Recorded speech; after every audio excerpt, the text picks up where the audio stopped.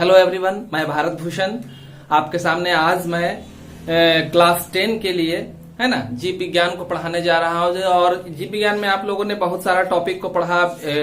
Life process है ना, life process, जैव प्रक्रम, जिसमें पोषण, श्वसन, परिवहन, उत्सर्जन वगैरह है। इसके बाद अगला टॉपिक जो है नियंत्रण और समन्वय है ना। अगला चैप्टर 5 भी कह सकते हैं इसे। तो यह जो है वो नियंत्रण और समन्वय के बारे में है। तो नियंत्रण और समन्वय में देखते हैं नियंत्रण, कंट्रोल और कोऑर्डिनेशन। तो नियंत्रण और समन्वय में हम लोग क्या देखते हैं? नियंत्रण और समन्वय का मतलब हुआ कि हमारे सारे शरीर के ऑर्गन के ऊपर कंट्रोल होना और सभी कोऑर्डिनेट होकर के एक साथ कार्य कर सके, है ना। तो उसे ही क्या कहते हैं? समन्वय कहा जाता है। उसे ही क्या कहते हैं? समन्वय कहते हैं। जैसे कि देखिए, मैं बोल रहा हूं, आप बोर्ड को देख रहे हैं, आप बोर्ड को देख रहे हैं, ठीक है। फिर आपकी आंखें बोर्ड पर लगी हुई है, आवाज जो पहुंच रहा है कान उसे सुन रहा है, कान उसे आवाज को क्या कर रहा है? सुन रहा है। और सुनने के बाद कहां पहुंचा रहा है? दिमाग के पास पहुंचा रहा है। दिमाग 9 में हर्षिकार नियंत्रण ये लिखा हुआ है। दिमाग उसको क्या कर रहा है? कैलकुलेट कर रहा है। और मैं जो बोल रहा हूं आपको समझ में आ रहा है, डाटा एनालाइज दिमाग में हो रहा है। तो क्या आप देख रहे हैं? आंखों से सुनना, आंखों से देखना, कानों से सुनना, है ना। और अगर मेरे सामने आप होते तो आप ओरली मुझको कुछ जवाब देते। तो ये सब जो है सारे ऑर्गन मिल करके काम रहे। क्लासरूम में होते तो पेन से आप लिखना शुरू करते। तो देख रहे हैं कि कितने सारे ऑर्गन एक साथ मिल करके कार्य कर रहे हैं, है ना। तो यही नियंत्रण और समन्वय है। इसमें ढेर सारे हिस्से आपस में जुड़ करके कार्य करते हैं। हम जानते हैं कि हमारा शरीर जो है बहुत सारी कोशिकाओं से बना हुआ है। संरचना और कार्य की दृष्टि से सभी भिन्न भिन्न होते हैं, अलग अलग कार्यों को संपन्न करते हैं, है ना।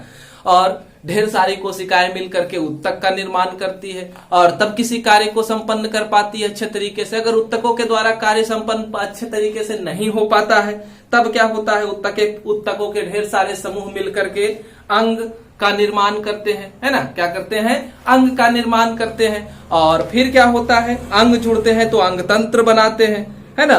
और जैसे पाचन तंत्र, श्वसन तंत्र, उत्सर्जन तंत्र देख रहे हैं, जैसे पाचन तंत्र आपका है ना।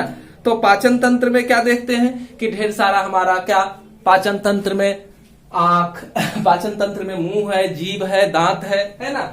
फिर क्या है? ग्रसन नली है, अमाशय है, छोटी आंत, बड़ी आंत, सभी मिलकर के कार्य करते हैं और तब पूरा होता है। श्वसन तंत्र इसी तरह से नाक से सांस लेते हैं, है ना। फिर फेफड़ा काम करता है, शरीर के अंदर रक्त जो है उसको चारों तरफ पहुंचाने का काम करता है। तो सारे हिस्से मिल करके काम करते हैं। इसी को नियंत्रण और समन्वय कहते हैं, ठीक है। अब हम लोगों को देखना है विभिन्न स्तर के जीवों में समन्वय और नियंत्रण। तो विभिन्न स्तर के जीवों में बहुत सारा जीव, जैसे कि अमीबा है, पैरामीशियम है, क्लेमाइडोमोनास है ना। तो ये सब एक कोशिकीय जीव है और एक कोशिका ही सारा नियंत्रण और समन्वय को क्या करता है? पूरा करता है। सारे नियंत्रण और समन्वय को पूरा करने का काम कौन करते हैं? एक कोशिका ही संपन्न करते हैं, ठीक है। अकेली कोशिका हाइड्रा है, बहुत सारी कोशिकाओं से मिलकर के बना हुआ है। हाइड्रा बहुत सारी कोशिकाओं से मिलकर के बना हुआ है। तो सारी कोशिकाओं के कार्य अलग अलग हैं। सभी कोशिका अलग अलग कार्यों को संपन्न करती है। तो इस तरह से मस्तनधारी हम लोग जो हैं, हम लोगों में देखते हैं कि अलग अलग सिस्टम है। तंत्रिका तंत्र है, पाचन तंत्र है, श्वसन तंत्र है, उत्सर्जन तंत्र है, ढेर सारा का कोऑर्डिनेशन है ना। तो पौधे में नियंत्रण और समन्वय, ये तो खत्म हुआ आपका पहला लाइन, विभिन्न स्तर के जीवों में समन्वय और नियंत्रण। दूसरा है पौधे में नियंत्रण और समन्वय कैसे होगा, है ना। दूसरा, पौधे में नियंत्रण और समन्वय कैसे होगा।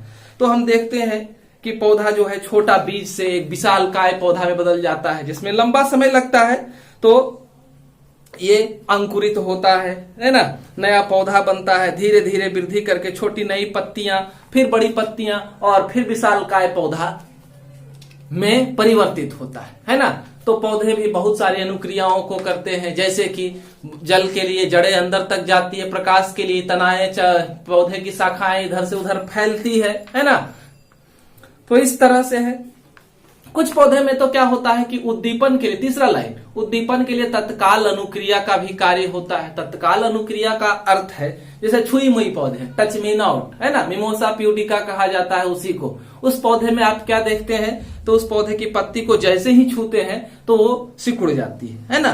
तो यह तुरंत ही रिएक्शन देता है, तत्काल अनुक्रिया को व्यक्त करता है। ठीक है, तो इस तरह से और भी पौधे में वृद्धि प्रेरक गति भी होता है, वृद्धि प्रेरित गति भी होता है। जैसे मटर का पौधा आप ले ले, एक पंपकिन लौकी कद्दू का पौधा ले ले, एक करेले का पौधा को ले ले, तो क्या देखते हैं जैसे जैसे पौधा बढ़ता है सहारे के लिए उसमें टेंड्रिल निकलता है, पतली पतली रस्सी जैसी रचनाएं निकलती है। वो रस्सी जैसी रचनाएं आसपास के किसी स्तंभ से, किसी पेड़ की डाली से, है ना, या सहारे की दी हुई लकड़ी से चारों तरफ लिपट जाती है और आगे की ओर बढ़ती है ना। तो इस तरह से हम लोग देखते हैं मटर में वृद्धि के लिए गति होती है, वृद्धि के लिए सपोर्ट के लिए क्या करती है, टेंटिकल्स के द्वारा सहारा लेती है और वो आगे बढ़ती चली जाती है ना, और एक निश्चित दिशा में आगे की ओर जाती है। पादप में इस तरह से अगर देखें, जैव पौधे के पादप में विभिन्न जैव क्रियाओं का नियंत्रण जंतु की तरह विकसित तो नहीं होता है ना। हम लोग जानते हैं कि पौधे में नियंत्रण जो है ज्यादा विकसित होता नहीं, क्योंकि पौधे में हमारी तरह तंत्रिका तंतु नहीं होते हैं और आवश्यक अंग नहीं होते हैं। उस कंडीशन में क्या है, तो उस कंडीशन में फिर भी ये कुछ न कुछ क्रिया करते हैं, है ना। पौधे भी बाह्य उद्दीपन को ग्रहण करते हैं, पौधे भी क्या करते हैं, बाह्य उद्दीपन को ग्रहण करेंगे, है ना, और ग्रहण करने के बाद गति को करते हैं। ठीक है, तो कैसे वो गति करते हैं, बाह्य उद्दीपन के कारण वो कैसे गति करते हैं, इसे हम समझते हैं। तो इसको समझने के लिए आप देखें कि पौधे में दो प्रकार की गति होती है, एक अनुवर्तन गति, उसी को ट्रॉपिज्म कहा जाता है, दूसरा नास्टिक गति, है ना, जिसको नास्टिक गति कहते हैं और ट्रॉपिक गति इसको कहते हैं। तो इसमें पहला अनुवर्तन गति में क्या होता है, दिशा निर्धारित होता है। अनुवर्तन गति में क्या होता है, दिशा निर्धारित होता है, और नास्टिक गति में दिशा निर्धारित नहीं होता है। अब इस दोनों में आप अंतर को देखें तो दिशा निर्धारित है, जैसे कि जड़ है तो हमेशा नीचे की ओर जाता है ना, तना है प्रकाश मिलेगा उधर तना का पौधा का पत्ती मुड़ जाता है, तो एक दिशा की ओर जा रहा है कि नहीं। अभी पौधे की छुई मुई पौधे को हम लोग छुए थे तो क्या देखे थे, पत्ती सिकुड़ के ऐसे हो गया था, तो क्या था, एक डायरेक्शन था, एक डायरेक्शन में ये क्या कर रहे थे, एक दिशा में ये क्या कर रहे थे, मुड़ रहे थे। ठीक है, तो अनुवर्तन गति हम लोगों को विस्तार से पढ़ना है, नास्टिक गति तो नहीं पढ़ना है। तो अनुवर्तन गति कई प्रकार के होते हैं। पहला है प्रकाशानुवर्तन, है ना, प्रकाशानुवर्तन गति। प्रकाशानुवर्तन गति में प्रकाश की ओर गति होती है ना, प्रकाश की ओर या प्रकाश के विपरीत दिशा में गति जो होगी उसे प्रकाशानुवर्तन गति कहा जाएगा। प्रकाशानुवर्तन गति दो तरह की होगी, धनात्मक और ऋणात्मक। जैसे एक खिड़की है, खिड़की के पास गमले में कोई पौधा को आप लगा देते हैं घर की ओर, तो पौधे कुछ समय के बाद पौधे की पत्तियां जो है खिड़की से बाहर प्रकाश की ओर जाने लगती है ना। तो ये पौधे के तना पत्ती, है ना, ये सब में प्रकाशानुवर्तन धनात्मक गति होता है ना, प्रकाश की ओर गति करता है। लेकिन पौधे का जड़ हमेशा प्रकाश से दूर जाना चाहता है, तो यहाँ पर प्रकाश अनुवर्तन गति जो होगी ऋणात्मक होगी, यानी कि पौधे के कुछ हिस्से में प्रकाश अनुवर्तन गति ट्रॉपिक गति जो है ना, फोटोट्रॉपिक गति जो है वो धनात्मक और कुछ में क्या होगा, ऋणात्मक होगा। उसके बाद है गुरुत्वानुवर्तन गति। क्या है, गुरुत्वानुवर्तन गति। तो गुरुत्वानुवर्तन गति गुरुत्वाकर्षण शक्ति के कारण जो गति होती है उसे ही गुरुत्वानुवर्तन गति कहते हैं। ये भी दो तरह का, धनात्मक और ऋणात्मक। अब देखें आप आसानी से, पौधे का जड़ है, कहाँ जाना चाहेगा, जमीन की ओर, मिट्टी की ओर, है ना। तो गुरुत्व बल किसके द्वारा, जमीन के द्वारा लगाया जाता है। तो यह कैसा होगा, धनात्मक, यानी कि जड़ की गति जो होगी कैसी होगी, धनात्मक गुरुत्वानुवर्तन गति होगी।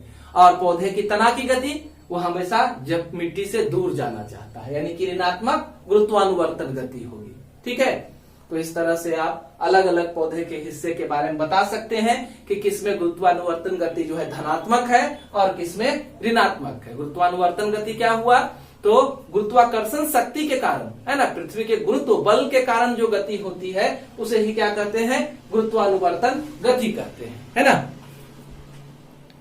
इसे ही क्या कहा जाएगा, गुरुत्वानुवर्तन गति कहा जाएगा। ठीक है, अब देखते हैं रासायनिक अनुवर्तन गति। रासायनिक अनुवर्तन गति में क्या है, तो रासायनिक अनुवर्तन गति में कोई पौधा है ना, तो पौधा में फूल है, फूल में आप क्या देखते हैं, तो फूल में इस तरह से, फूल में क्या है, तो नर भाग और मादा भाग होते हैं। ये हो गया आपका नर भाग, है ना, ये मादा भाग। अगर इसी पौधे का परागकण इस पर पहुंचता है, इसी पौधे का परागकण अगर इसके ऊपर पहुंचता है, तो ये परागकण यहाँ पर अंकुरित होकर के एक पराग नली का निर्माण करते हैं और उससे इनका केंद्रक निकल करके नीचे पहुंचता है ना। तो इस तरह से उनमें परागन की प्रक्रिया संपन्न होती है, निषेचन होता है और यह फूल फिर फल में बदल जाता है और बीज का निर्माण होता है। यानी कि रासायनिक अनुवर्तन गति धनात्मक कब होगी, अगर समान तरह के उसी पौधे का परागकण उसी पौधे के, है ना, स्टिग्मा के ऊपर, है ना, मादा भाग के ऊपर पहुंचता है, तो उस तरह की गति कैसी होगी, रासायनिक गुरुत्वानुवर्तन रासायनिक अनुवर्तन जो होगा वो धनात्मक होगा, है ना। तो क्योंकि उसी तरह के पौधे के ऊपर हमारा परागकण पहुंचा और परागन की प्रक्रिया जो हुई वह संपन्न हुई। ठीक है, अब हम लोग देखते हैं जलानुवर्तन गति, है ना। जलानुवर्तन गति क्या है, जल के कारण जो गति होता है उसे ही क्या कहते हैं, जलानुवर्तन गति कहते हैं। तो जल की दिशा में गति, जल के विपरीत दिशा में गति को ही क्या कहा जाएगा, जलानुवर्तन गति कहा जाएगा। तो हम जानते हैं कि पौधे का जड़ जो है वो हमेशा कहाँ जाना चाहेगा, जल की ओर जाना चाहेगा, जमीन की गहराई में जाना चाहेगा। यानी कि धनात्मक जलानुवर्तन गति पौधे का जड़ करेगा, पौधे का तना ऋणात्मक जलानुवर्तन गति करेगा, पौधे की पत्तियां ऋणात्मक जलानुवर्तन गति करेगी, है ना। तो इस तरह से आप जलानुवर्तन गति को समझें। अगला है स्पर्शानुवर्तन गति। तो स्पर्शानुवर्तन गति में क्या है, स्पर्श के कारण जो गति होती है ना। तो स्पर्श के कारण गति कैसी हो सकती है, तो जैसे छुई मुई के पत्तों को आपने देखा, तो छुई मुई के पत्तों को छुएंगे तो वो क्या होगा, एक दिशा में सिकुड़ जाएगा। तो इसे क्या कहा जाता है, धनात्मक स्पर्शानुवर्तन गति कहेंगे। दूसरी पौधे के पत्तियों को आप छुएंगे तो स्पर्श के कारण कोई गति होगी, कोई गति नहीं होगी। तो यह ऋणात्मक स्पर्शानुवर्तन गति कहलाएगा। ठीक है, अब दूसरी गति जो है नास्टिक गति है, इसमें दिशा नहीं होती। जैसे एक उड़हुल का फूल का खिलना, गुलदाउदी के फूल का खिलना, डेंडलियन फ्लावर का खुलना, किस दिशा में फूल खुल रहा है, आप कहेंगे पंखुड़ी तो चारों दिशा में जा रही है, यानी कि आप दिशा नहीं पता लगा सकते। तो इस तरह की गति जो है वो थिग्मोनास्टी कहलाती है ना। उस तरह की गति जो है फोटोनास्टी, प्रकाश के कारण पौधे की पंखुड़ियों का खुलना जो है वो फोटोनास्टी का उदाहरण है ना। इसमें किसी भी दिशा में नहीं, हर दिशा में फूल की पत्तियां जो है वो क्या हो रही है, खुल रही है। तो इसे क्या कहा जाएगा, फोटोनास्टी कहा जाएगा। थिग्मोनास्टी का उदाहरण वही टच मी नॉट प्लांट को आपने देखा था। तो टच मी नॉट प्लांट को आप देखेंगे तो दोनों तरफ से पत्ती निकली होती है इस तरह से। आपके मन में एक प्रश्न उठ रहा होगा कि यह पत्तियां सिकुड़ती कैसे। तो ये वाला हिस्सा जो आप देख रहे हैं पत्ती का, इसको पल्विनस कहा जाता है। तो इसमें क्या होता है, पहले से जल भरा होता है, जल के कारण ये टाइट रहता है, खुला रहता है। लेकिन जैसे ही हम लोग छूते हैं इस पल्विनस की सारा जल निकल करके अंदर चला जाता है, जिस वजह से यह सिकुड़ करके सट जाता है। तो यहाँ पर से जो जल निकल रहा है, पहले ये इतना मोटा था, है ना, अब जल निकला तो इतना पतला हो गया। तो यह किस दिशा में सिकुड़ा, चारों दिशा में, है ना। तो यहाँ पर भी दिशा का पता हम लोग नहीं लगा सकते हैं। तो यह नास्तिक गति का उदाहरण है। ठीक है, आपने इतना समझा। इसके बाद पौधे में रासायनिक समन्वय को हम लोग देखेंगे कि पौधे में रसायन का क्या महत्व है, रसायन के द्वारा पौधे में क्या कुछ होता है। तो हम लोग जानते हैं कि जंतुओं में क्या होता है, हार्मोन पाया जाता है। जंतुओं में क्या पाया जाता है, हार्मोन पाया जाता है। और हार्मोन के वजह से जंतुओं में क्या होती है, वृद्धि और विकास होता है। शरीर की उपापचयी क्रियाएं क्या होती है, नियंत्रित होती है। तो उसी तरह से पौधे में भी हार्मोन पाया जाता है। लेकिन याद रखना है कि पौधे में जो हार्मोन मिलेगा वह जंतुओं में नहीं पाया जाता है। जंतुओं में जो हार्मोन पाया जाएगा वह पौधे में नहीं पाया जाता है। तो पौधे की जैविक क्रिया माने वृद्धि होना, शोषण करना, है ना, भोजन का निर्माण करना, इन सारी क्रियाओं को शरीर के साथ समन्वय स्थापित करने के लिए कुछ रासायनिक पदार्थ का स्राव पौधे भी करते हैं और उन्हीं रासायनिक पदार्थ को हार्मोन कहा जाता है ना। पादप हार्मोन कहेंगे, पौधे में मिलता है, इस वजह से पादप हार्मोन कहेंगे, है ना। और इसे ही क्या कहा जाएगा, फाइटो हार्मोन कहा जाएगा। क्या कहेंगे, फाइटो हार्मोन कहेंगे, ठीक है। हार्मोन हमेशा रासायनिक संदेशवाहक है ना। क्या है, रासायनिक संदेशवाहक है, सूचना को पहुंचाता है कि शरीर के किस हिस्से को कौन सा काम करना है ना। तो ये क्या करेगा, इसकी मात्रा काफी कम होती है, लेकिन वृद्धि, विकास और सारे उपापचयी क्रियाओं को ये नियंत्रित कर सकता है ना। इनका निर्माण पौधे के किसी दूसरे भाग में होता है और दूसरे भाग से किसी एक भाग में पहुंच करके वह पौधे की क्रियाओं को संपन्न कराते हैं। तो पहुंचेंगे कैसे, तो साधारण विसरण और परासरण के द्वारा पौधे में ये पहुंचते हैं, है ना। बहुत सारे तो अब रासायनिक ऐसे कार्बनिक पदार्थों का संश्लेषण किया जा चुका है लेबोरेटरी में, जो पौधे के वृद्धि नियंत्रक की तरह कार्य में लाए जाते हैं, है ना। जो पौधे के हार्मोन करते हैं वही रसायन को हम लोग प्रयोग करते हैं और वो पौधे के ऊपर उतना ही काम करते हैं जो पौधे के लिए इन रसायन का महत्व होता है। अब देखें, रासायनिक संघटक एवं कार्यविधि के आधार पर, है ना, कैसे बना हुआ है, किन रसायनों से बना हुआ है, इसके आधार पर जो है वो हमारा हार्मोन, पौधे का हार्मोन कितना प्रकार का होता है इसे हम लोग जानेंगे, है ना। तो पौधे में जो है वो 5 तरह के हार्मोन पाए जाते हैं, ऑक्जीन, जिब्रेलिन, साइटोकिनिन, एब्सिसिक अम्ल और इथिलीन। ये 5 हार्मोन पौधे में पाए जाते हैं। पौधे में 5 हार्मोन पाए जाते हैं, ठीक है। अब पहला का काम देखिए, ऑक्सीन पहला हार्मोन है। इनका निर्माण पौधे के शीर्षस्थ हिस्से पर होता है, या जड़ का शीर्षस्थ या तना का शीर्षस्थ, है ना। तो स्तंभ पर इनका संश्लेषण होगा। कार्य क्या है, कोशिका विभाजन और कोशिका दीर्घन।